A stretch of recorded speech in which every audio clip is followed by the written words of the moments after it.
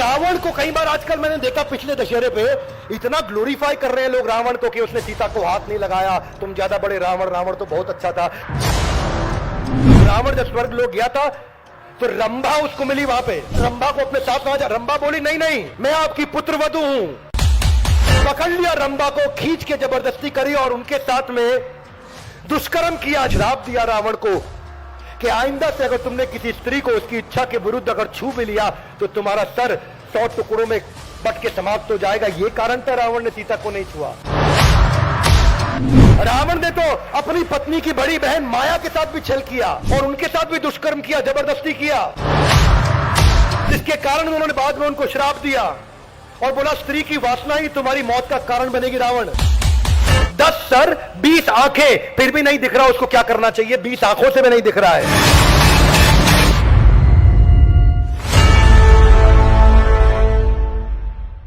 हरे कृष्णा। पिछले एपिसोड में हमने चर्चा किया फोकस के बारे में और इस बार चर्चा होगा कि जो फोकस नहीं करता उसकी जिंदगी में क्या होता है, क्या आउटकम निकल करके आता है। तो भोग ऐश्वर्य का क्या इंपैक्ट है, जरा मेरे पीछे श्लोक बोलिए एवरीबॉडी। भोग ऐश्वर्य प्रसक्ता नाम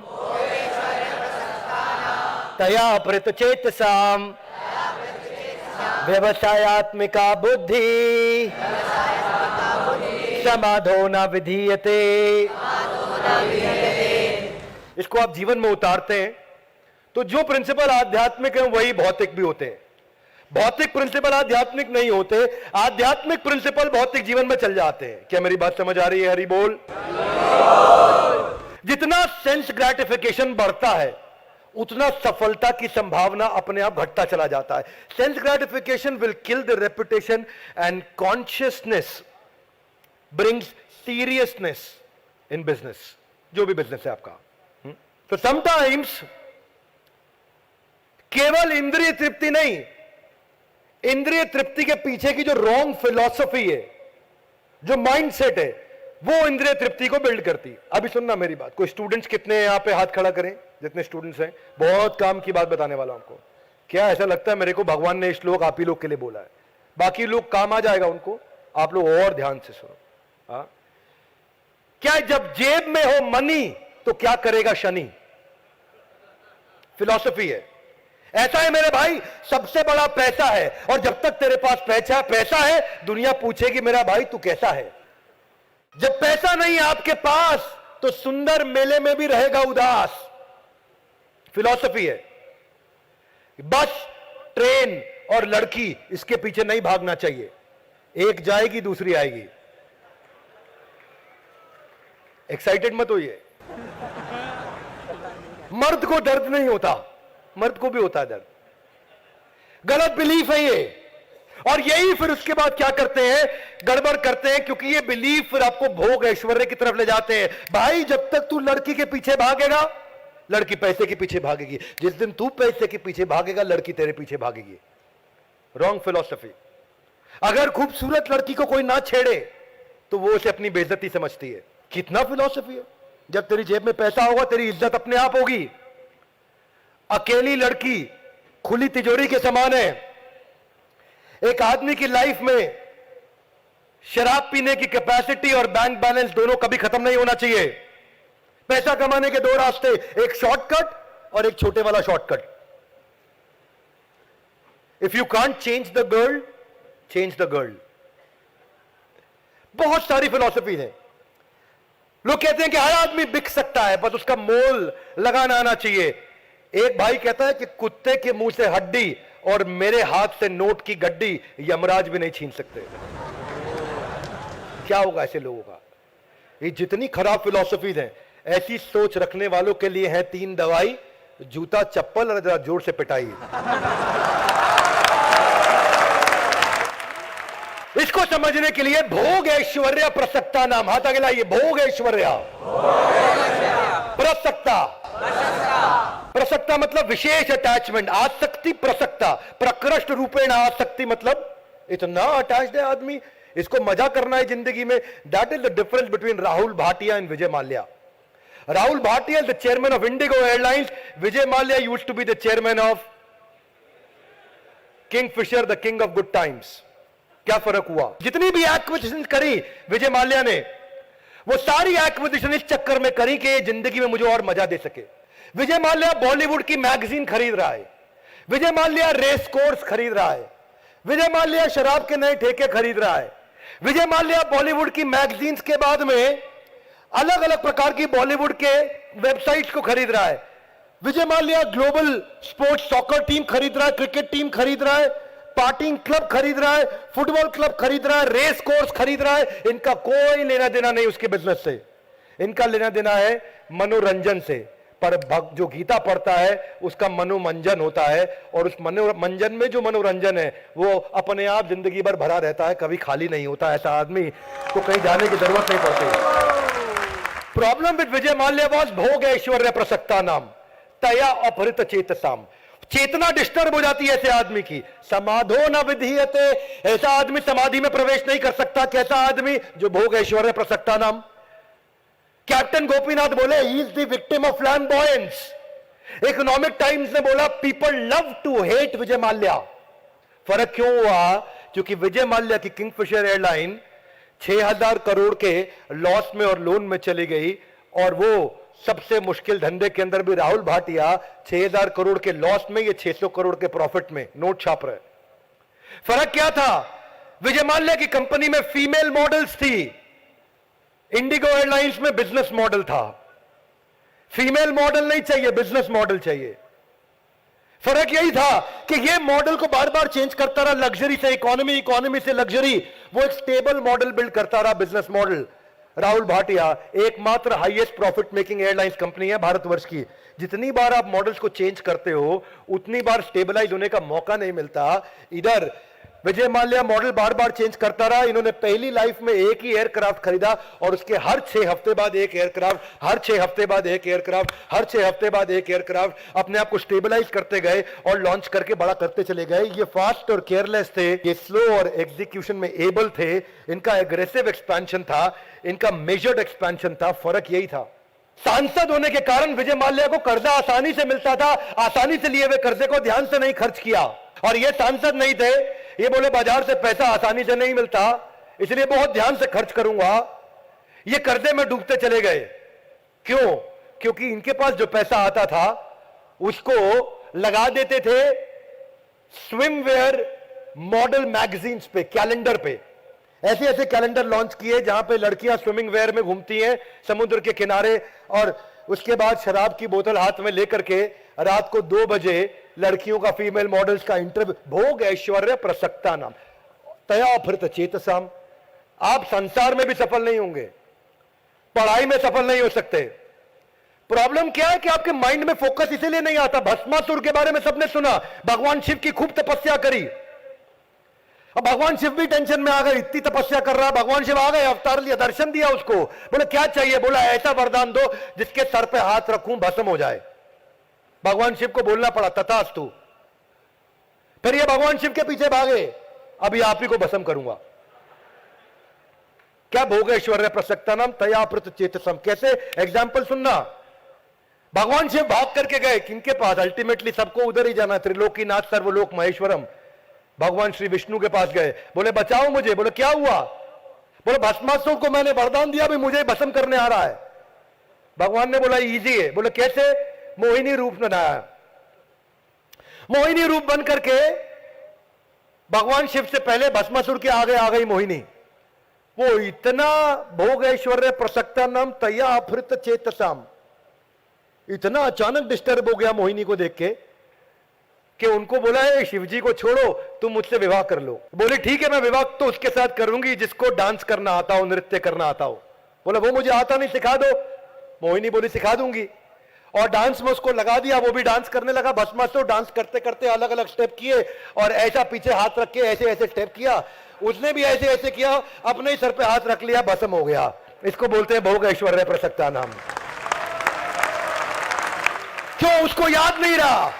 आदमी की मेमोरी उसी दिन समाप्त हो जाती है जिस दिन उसका भोग ऐश्वर्य में मन लगता है। इसीलिए मैं स्टूडेंट्स को हमेशा बोलता हूं कि जिंदगी में कुछ भी बनने का हो, सारी किताबों से पहले अपने हाथ में भगवत गीता रखना सफलता की है वो कुंजी जो दुनिया में और कोई नहीं दे सकती, क्योंकि पृथ्वी के इतिहास के पहले मोटिवेशनल स्पीकर भगवान कृष्ण थे।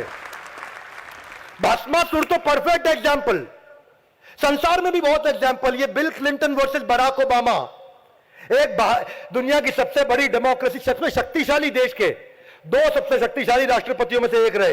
एक 42वां राष्ट्रपति, एक 44वां राष्ट्रपति अमेरिका का। वो 42वें थे बिल क्लिंटन, और ये भाई साहब 44वें थे बराक ओबामा। दोनों में जमीन आसमान का अंतर। दोनों ने बड़े बड़े डिसीजन लिए। दोनों 2 बार आए अमेरिका में। दोनों ने शराबी पिता और अपनी मां के साथ जिंदगी बिताई। दोनों में कई समानताएं थी, पर काम करने की शैली दोनों की बिल्कुल अलग थी।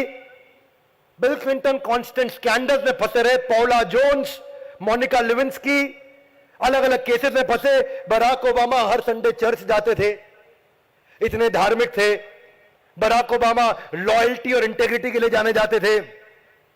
ये बिल क्लिंटन के आने के टाइम पे फेडरल प्रिजनर्स और क्राइम डबल हो गया। बराक ओबामा के आने पे पिछले 30 साल में लोएस्ट हो गया।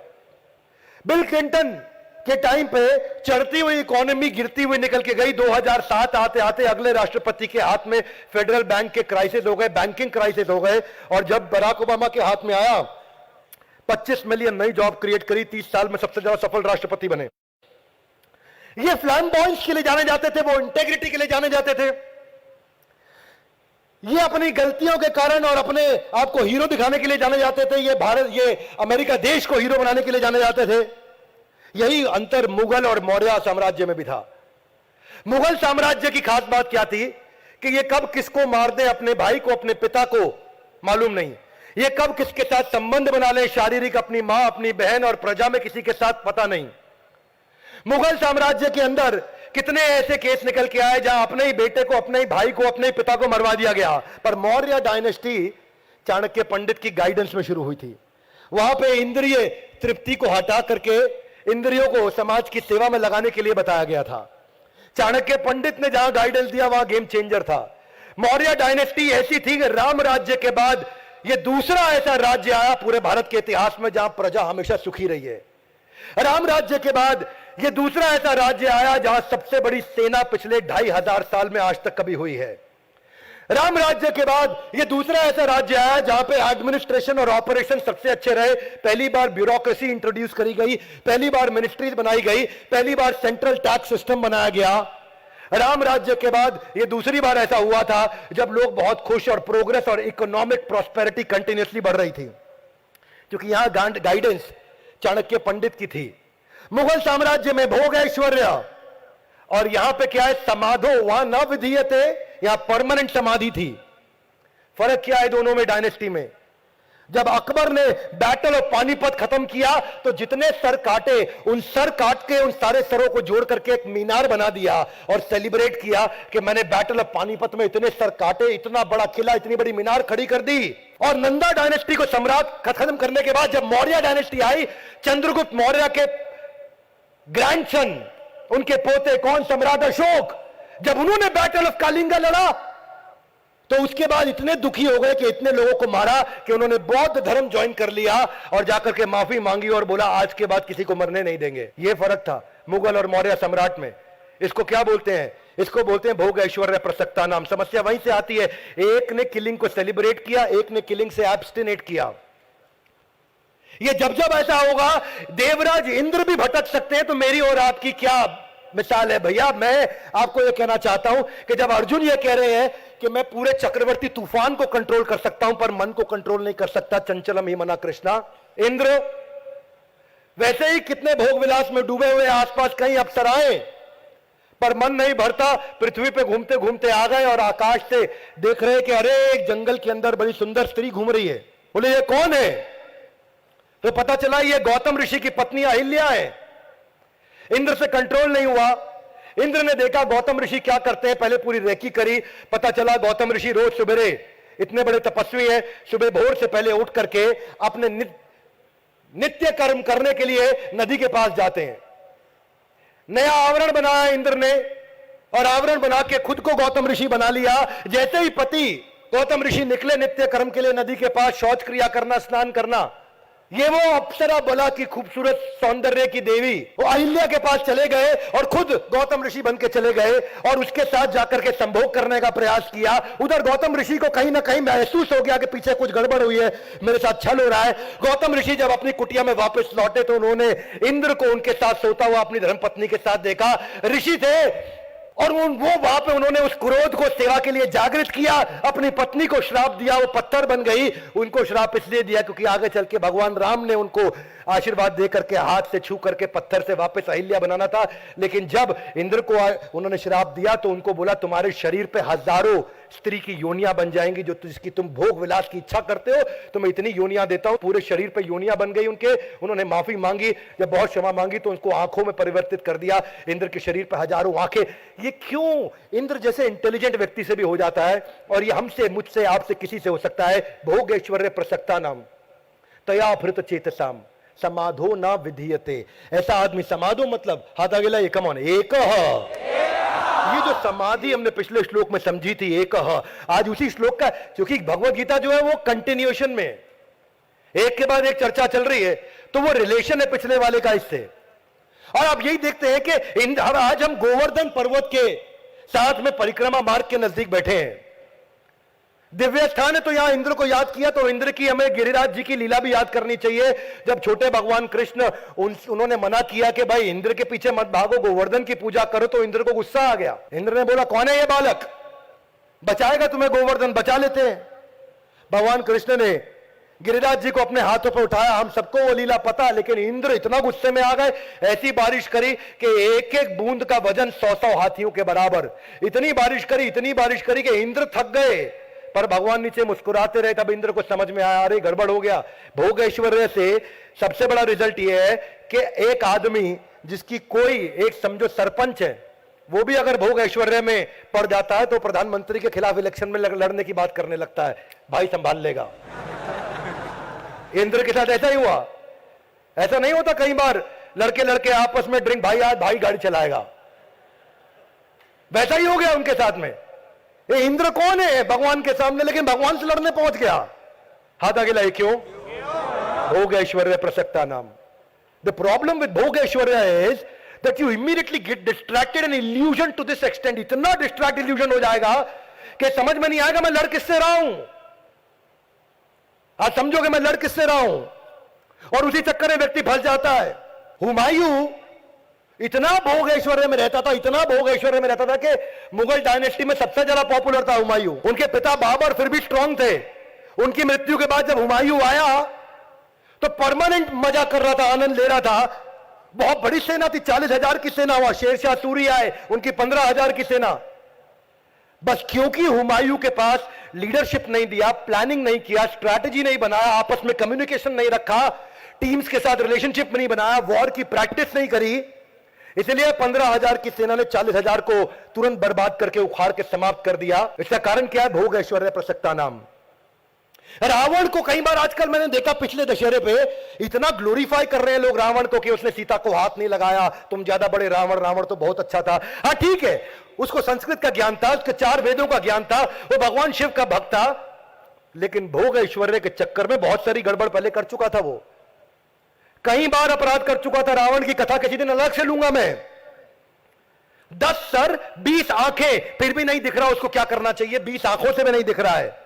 कितनी औरतों ने पहले उसको श्राप दे चुका था। रावण जब स्वर्ग लोक गया था तो रंभा उसको मिली वहां पे, और युद्ध के बाद रंभा को अपने साथ लाया। रंभा बोली नहीं नहीं, आप ही के बड़े भाई कुबेर के पुत्र नल कुबेर से मेरा विवाह होने वाला है, मैं आपकी पुत्रवधू हूं, आपकी डॉटर इन लॉ हूं, आप नहीं मेरे साथ ऐसा कर सकते।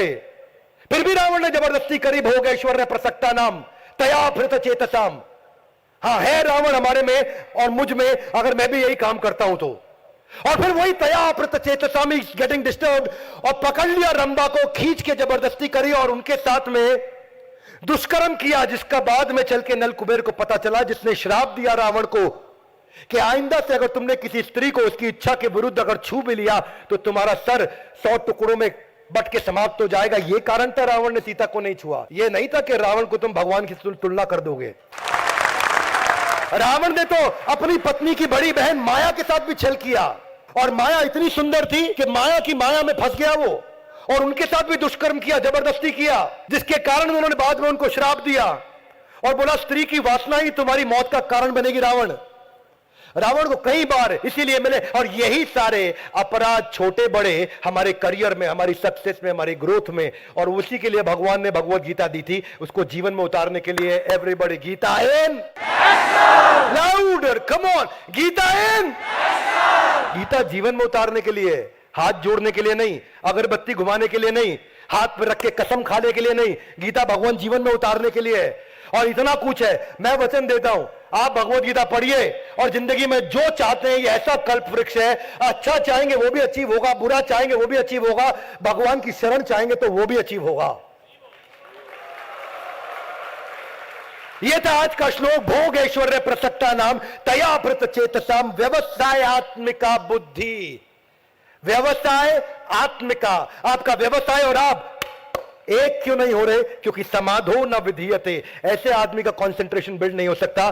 तो दूसरे अध्याय के 41वां श्लोक यानी कि पिछले एपिसोड से रिलेशन यह है कि भोग ऐश्वर्य को छोड़ दो, अपने गोल को पकड़ो और उस पर फोकस बिल्ड करो। जितना मजबूत फोकस उतनी बड़ी सफलता। मैं भारत में एक एक घर के अंदर भगवत गीता पहुंचाना चाहता हूं, इसलिए नहीं कि धार्मिक किताब है। हर हिंदू, मुसलमान, सिख, ईसाई, बौद्ध, जैन, हर इंसान को गीता रखनी चाहिए और अपने जीवन में पढ़नी चाहिए, उतारनी चाहिए। धर्म का चश्मा उतार के फेंक देना चाहिए। और ये पूरे देश का मेरे साथ में, मैं चाहता हूं आप वचन लीजिए कि इस भगवत गीता के मैसेज को पूरे देश, पूरी दुनिया में पहुंचाएंगे। ये भारत की पुस्तक नहीं है, इस पृथ्वी की पुस्तक है। ये हर देश में, हर इंसान के पास होनी चाहिए। ये मेरी और आपकी, हर देशवासी की जिम्मेदारी है। हमारे साथ जुड़े रहने के लिए, इस एपिसोड को पूरा देखने के लिए आप सबका हृदय की गहराई से प्रेम पूर्वक बहुत बहुत धन्यवाद। ग्रंथराज श्रीमद् भगवत गीता की